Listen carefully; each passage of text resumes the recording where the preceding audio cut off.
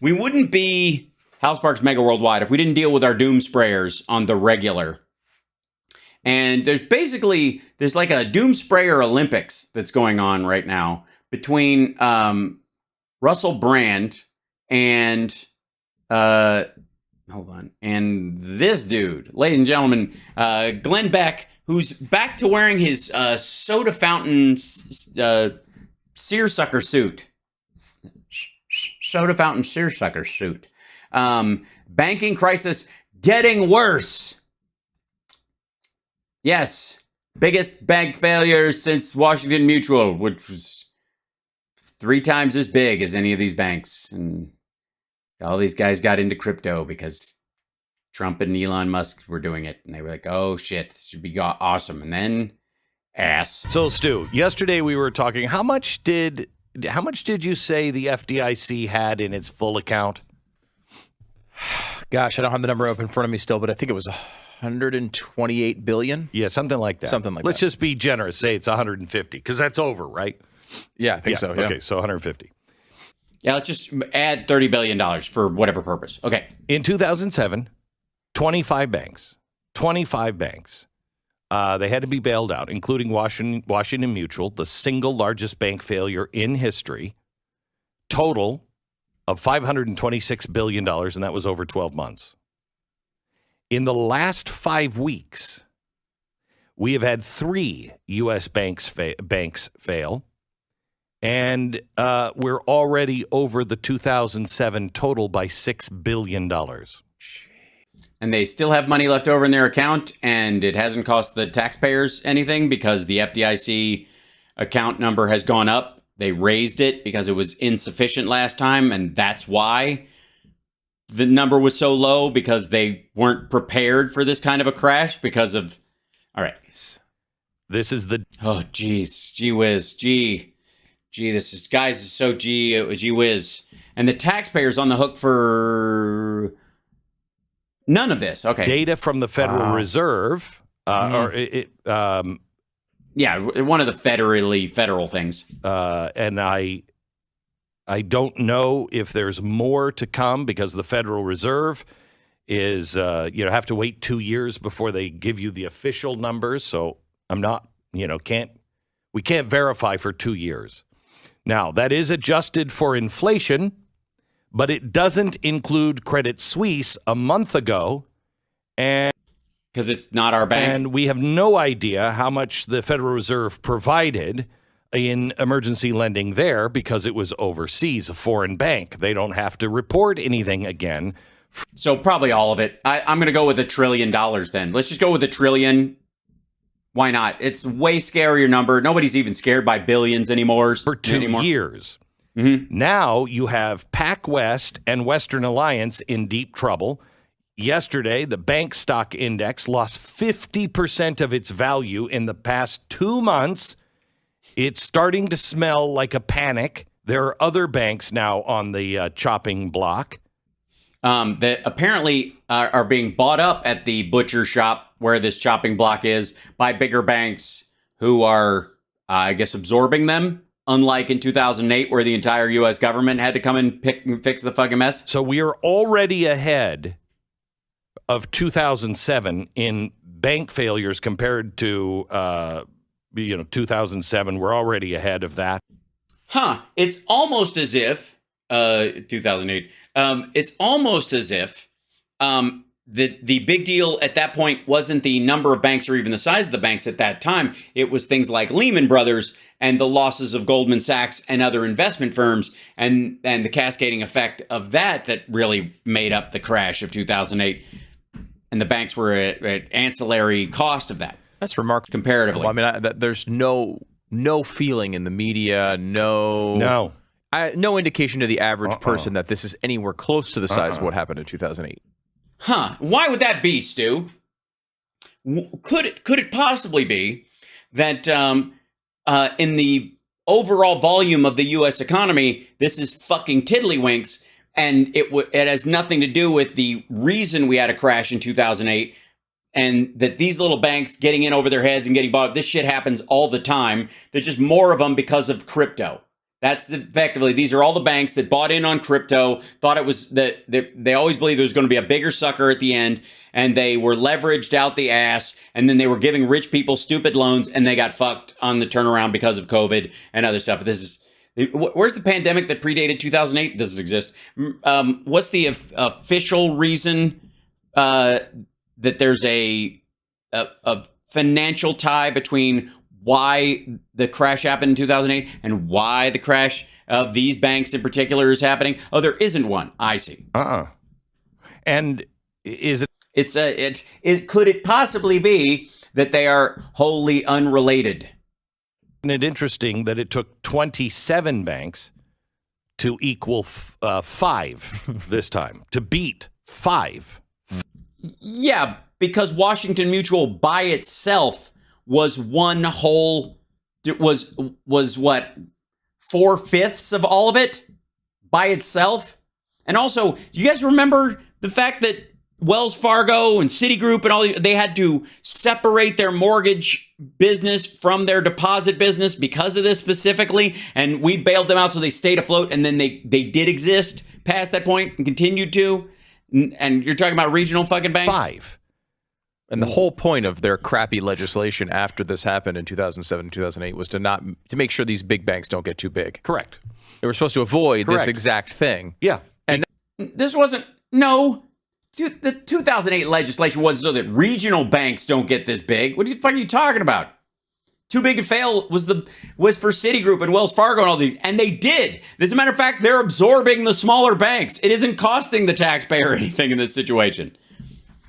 Now they're too big. Now all of them are too big to fail. And No, they're not. They're being bought up because they're smaller. What the fuck's wrong with you? $213 billion bank gone under, but they sold it under what, Stu? To the largest bank in the country. So that one's even bigger. First Republic. Now just think of this in deposits. Okay, just think of FDIC. All of this money isn't in deposits, obviously. But First Republic, $213 billion. Silicon, $209 billion. Signature, $110 billion.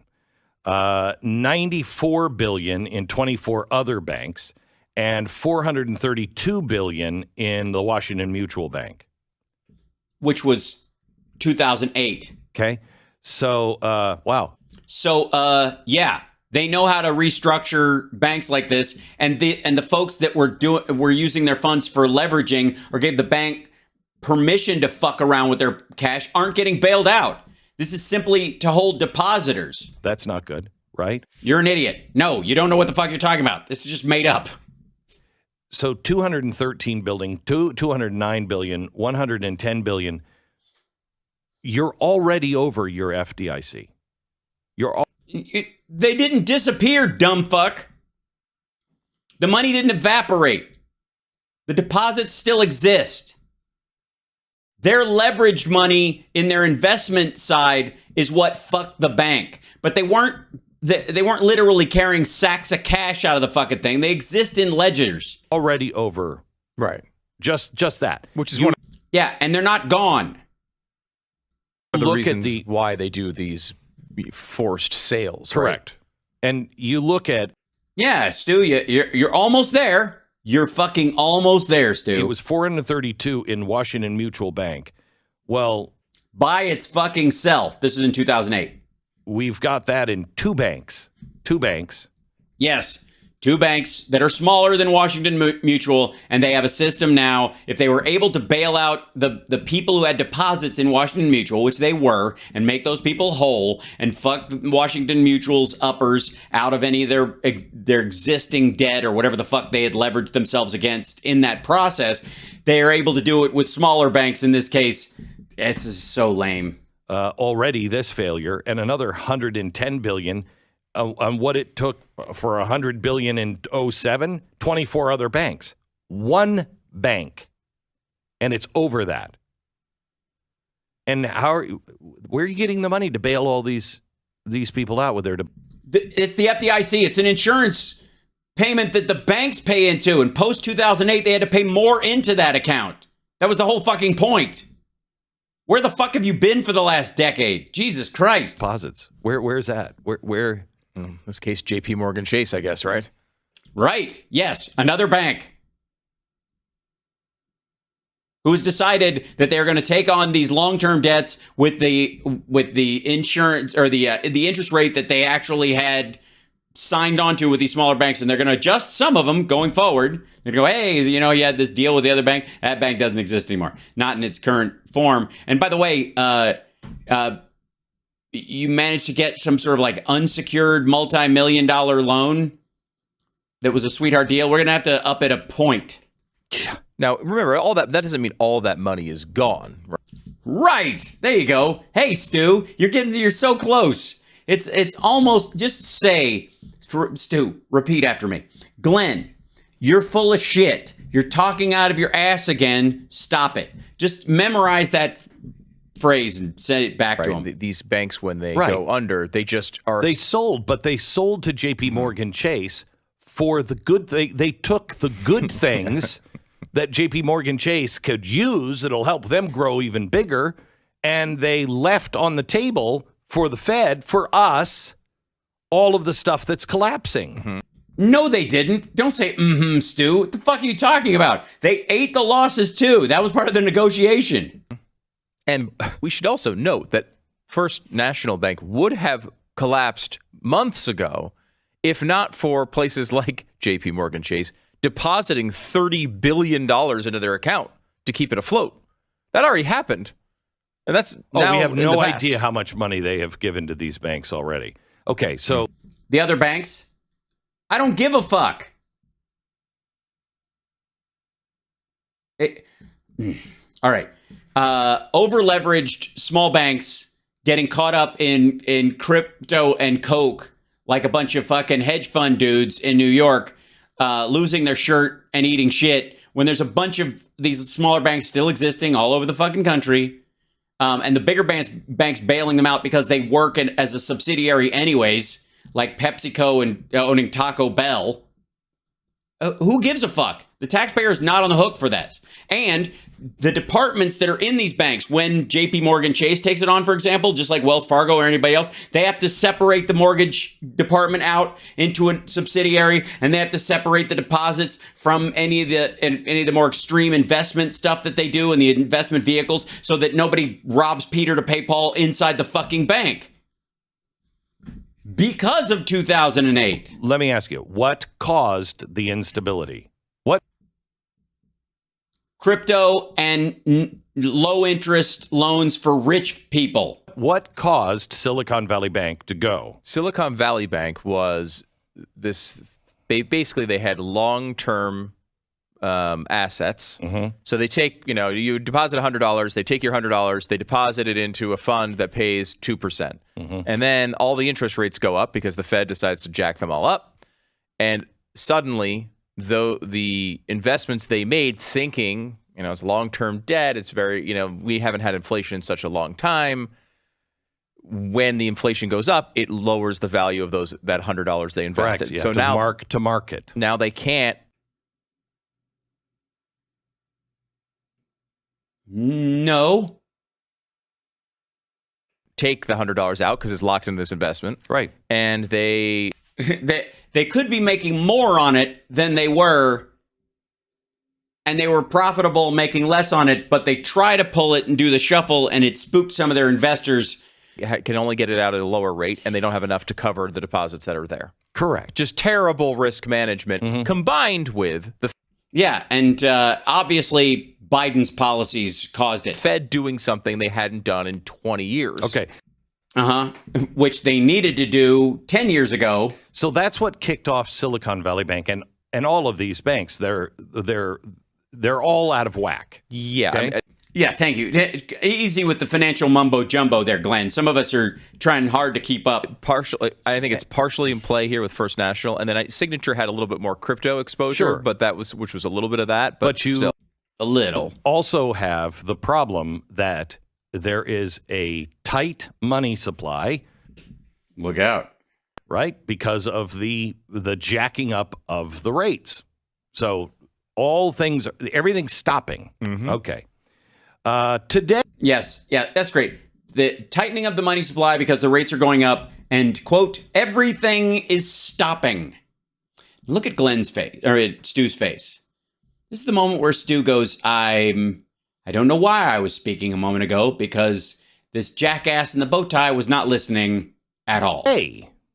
Today, the Federal Reserve is slated to raise interest rates for the 10th time. Yeah, and then a pause. That's the expectation. In over 12 months. The 10th time. Yes, 10 times. We understand. Yeah, they were doing it in small increments so as to not fuck the economy. After their two-day meeting yesterday, central bank expected to announce a quarter-point hike, which would bring the Fed's benchmark interest rate to a level between 5 and 5.25%. Right. That's why Donald Trump is paying $1 million a month in interest, because he didn't. What does the article in Forbes say? Trump failed to see inflation coming, and it's costing him more than $1 million a month. All right, something like that. And by the way, this isn't the only place Trump did this. This is just about one property in San Francisco. Please continue. Also, corporate office space, which is doing very well. So that's great. But they are saying, but we think this will get it under control. If not, we're going to have to do it again. You're at a breaking point. No, you're not. No. Banks like Silicon Valley Bank and others got out over their skis because money was basically free, and they made loans they weren't. Again, where was the fucking charity in these assholes about people in 2008 that got loans they couldn't afford? These banks were giving out loans for free to rich fucks who didn't even have to start paying back the principal for almost a decade. I know nothing about this stuff. But we can tell. But I know enough to... No, you don't. You know just enough to be fucking stupid. No, you cannot continue to raise interest rates, or you will break the back of the economy.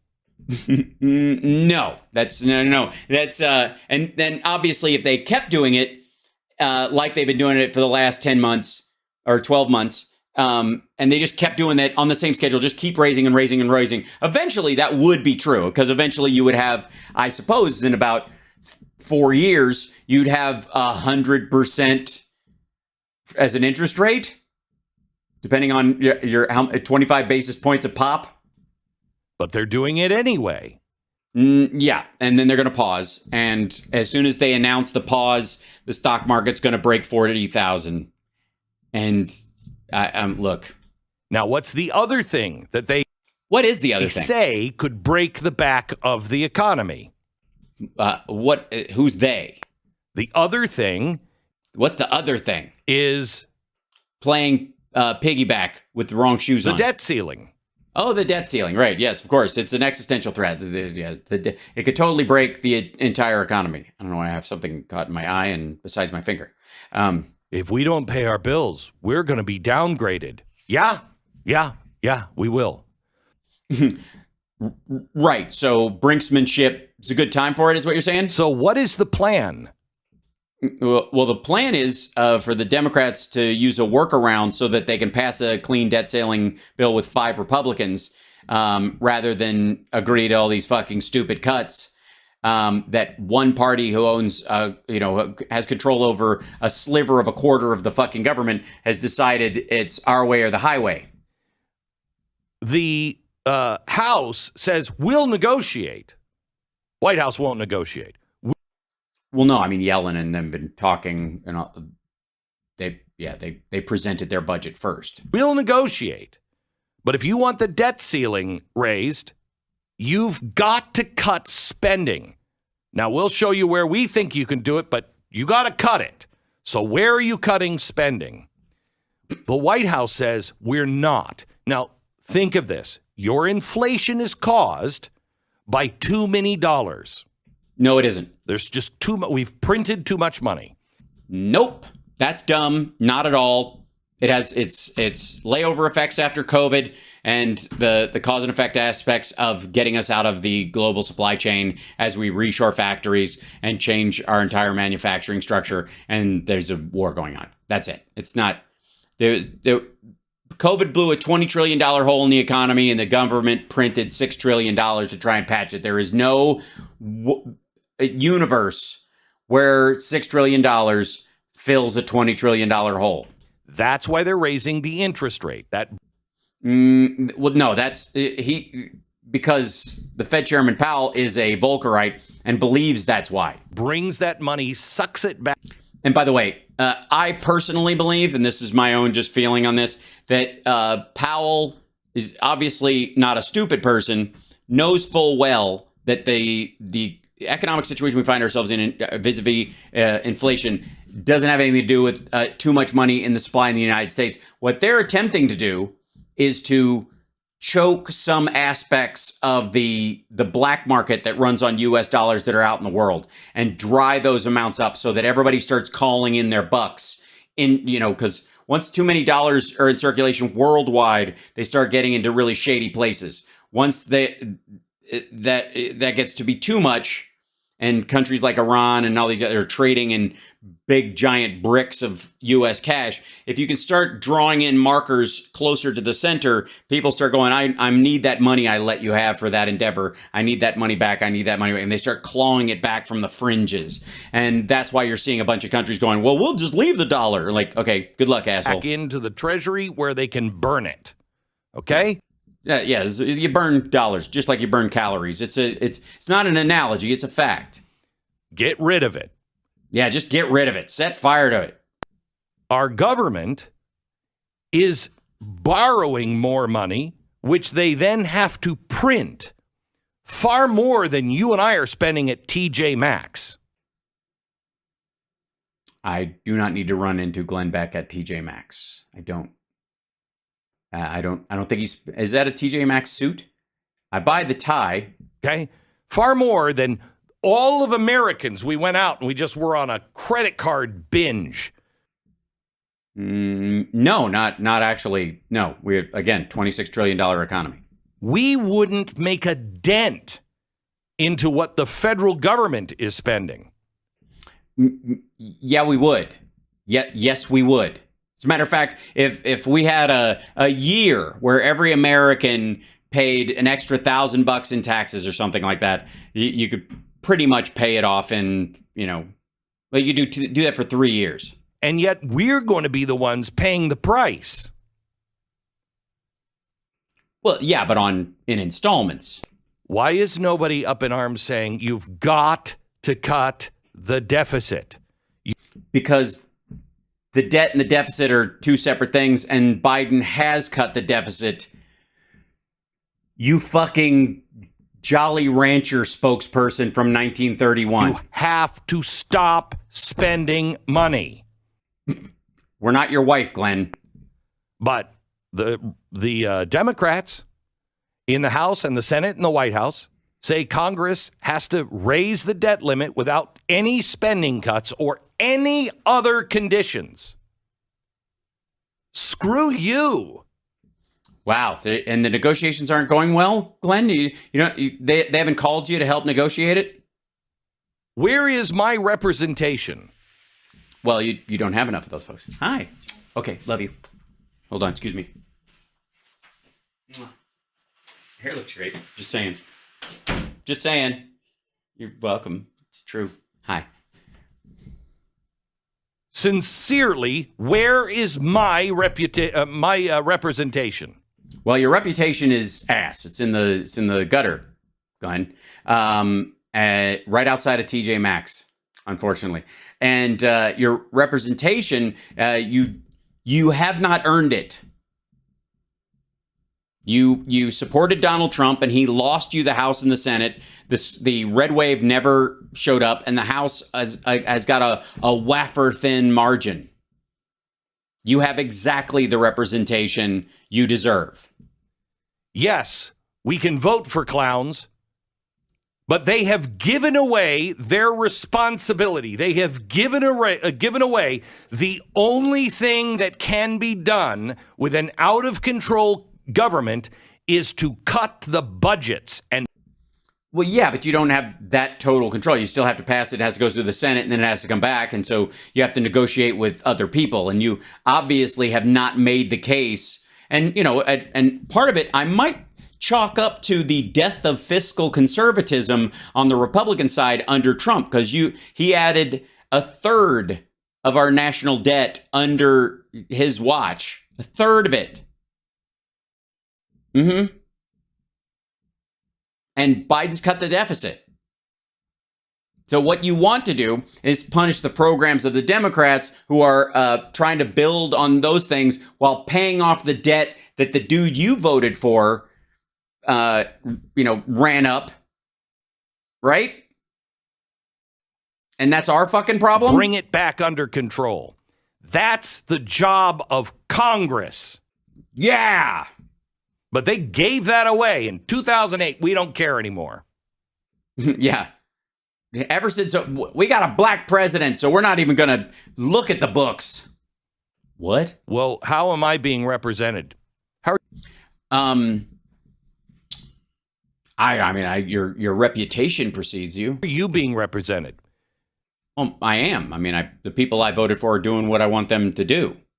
Recognizing, too, that in terms of times to run up debt and then eventually work it off, post-pandemic, when you're trying to jumpstart and maintain an economy in the face of something like that, that's a good time to run up debt, as any business person will tell you. When there's an opportunity for growth in downturns, you can borrow money and put it into the work so that when the economy starts gearing back up again, you're ready for that to happen. Or you could just let the whole fucking place wither and go, God wanted the lightning to strike the house. They don't care. They'll bail everybody's college funds out. Yeah, fucking college kids. Bail them out because they don't have to answer to you. Well, sure they do. There's another election coming, It's being done. As a matter of fact, they did it because they're going to have to answer to their constituents, stupid. Through the administrative arm. That's unconstitutional. And what are they doing? They're saying that a debt ceiling from Congress is unconstitutional. Right. They don't need it. Right, yeah, that there's a specific line that you don't have to, you have to separate. You have to pass separate from the actual borrowing, which is really silly. Actually, the debt ceiling itself, in many ways, contributes to the overall debt by being this line that we could, I guess as long as we can buttress right up against it, we could this is how much we have to work with. Which is, if you didn't have it, you would deal more with the complexity of each spending outlet by itself. Now pushing that Constitution doesn't say anything about a debt ceiling. No, because our Constitution says pay your debts. Yeah, but not all at once. You can still maintain debts. You can pay. It's not anti-usury, for fuck's sake. I'm sorry. Glenn may be one of these people that pays cash for everything. Right? He's probably, judging from his clothes and his microphone and his ridiculous TV screens that have his logo on him all around him, that I'm guessing most of the time Glenn Beck just pays cash for whatever the fuck is right in front of him, because he has a lot of it because of the Blaze. Because the Blaze worked out as an investment. It was right time for right-wing media, and they just hoovered up cash. And they built a structure, and they operate, their operating costs. He fucks everybody there out of getting anywhere near his paycheck, and then that just floats on top of him. That's how it works. And so he's got plenty of bow tie money left over, or chalk, money for chalk, or fucking different little cowboy outfits, or whatever the shit. The rest of us, however, when we get a car or something like that, we might carry some debt forward. Which, by the way, if you like the show, that's Cash App. But you can super chat me. You can support the show, and you can become a Patreon subscriber. You can also Twitch subscriptions. That helps too. What's his salary? I have no idea. He owns the Blaze, so I think he just pulls money as he wants. Unbelievable. Could be one of those things where he gets $1 as a salary and then just owns everything through his company. Unbelievable. That's actually their argument too, that the Constitution says pay your debts. So even if Congress makes a law saying we have a debt ceiling, we can ignore it because the Constitution says, because, look, the left cares about the Constitution. The Biden administration, they're super constitutional. It's all they care about. They want to make sure they're very loyal. It sounds like sarcasm to me, Stu. And we all know that sarcasm is what idiots have instead of a sense of humor. It's that document. So that is actually Like, how so? How so? I mean, are we the ones burning fucking books? What do you mean? That any limitations on what arms people can keep is a total violation of the Second Amendment? So child porn should be allowed because of freedom of speech? Is that your argument, dumb fuck? the argument they're making behind the scenes, and they've been floating to the media now. There's this, they're having these conversations, and Joe Biden's not sure if this is actually the right way to go, but this is what they're just. Some aides are bringing it up. They're always doing of course this they're stuff. floating this. And look, And even if it's not sure, he'll just do it anyway. Yeah, he's basically a king at this point. I mean, I guess this is progress because Biden, according to Glenn Beck, he wasn't even, genuinely president. So now Joe, congratulations. You've gotten a promotion. You're now a monarch. he doesn't care. He doesn't care. He doesn't care. Not the way Glenn cares. Glenn cares, guys. That's what the Blaze is. The Blaze is just a vehicle for how much Glenn cares. He'll just do it anyway. Evan, He'll just do it. He just did it, and he'll do it again. I love to do it. evidenced by the student loan program, which obviously is unconstitutional. Obviously. And Obviously. I'm doing it anyway. Obviously, he's doing it anyways. He's not actually. He's only eliminating the federal part of it, and he's not zeroing out and buying the loans through the federal government of other people. He's just doing the limit that he can do. But it's nice to know that Stu watches, the Jacobin podcast and believes their bullshit. It's good. Stroke of a pen. He could just get rid of it. I want to nothing.